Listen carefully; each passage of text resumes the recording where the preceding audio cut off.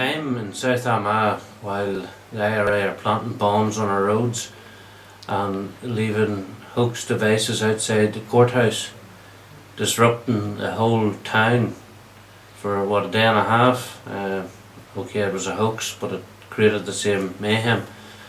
And also we have IRA men walking our roads with AK-47s and rocket launchers, and we have other incidents going on, numerous incidents going on, and we haven't got the police there to do anything about it.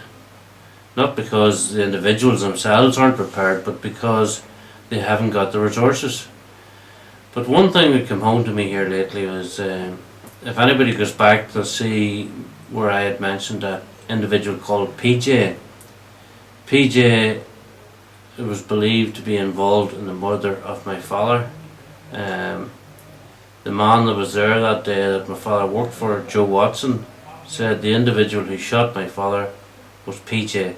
Now we know the second name as well. But what did we find out there just in the last few days? But in an Orange Hall, well, it's now supposed to be a community hall, it was hired for a function.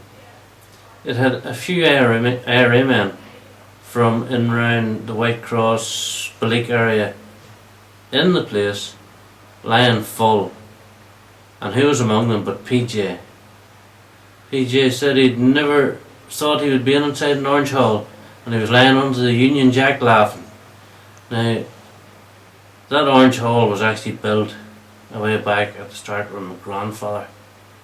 Now, it's another total disgrace that the people who are there now today running that are actually prepared to let IRA men into the hall who have murdered people who were actually connected to that at one stage. It's well seen that the good men in that area are no longer there, or that wouldn't have happened. Now, PJ, I'm asking you again to come on forward. You've come as far as an Orange Hall, even though it's not that long ago that you said we needed another King's Mills to put manners into the Protestant community. That was the words that came out of your mouth, PJ, that we need another King's Mill to put manners in the Protestant community. Well, let me tell you something, PJ. The days you trying to put manners into the Protestant community is over. You and the like of you. No longer will you get away with the slaughter of the Protestant community like you've had over the last 35 years.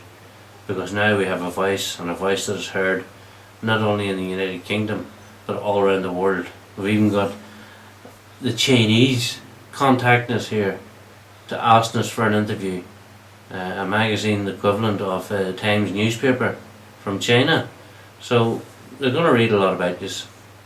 And PJ, I'll ask you again, come forward before we have to go to you. Because when we go to you, I will have legal papers in my possession, and at that stage we'll be going to court to prove a point. And that farm of land that you have, well, it may belong to some of the sons now, I'm not sure, but it'll become an obvious one way or the other, because there's a lot of evidence out there we've gathered over this last few years, and it'll be coming to tuition very shortly, what we've been doing. But I have to ask the so-called Orange men. Now, I'm an Orange man and I'm proud of it.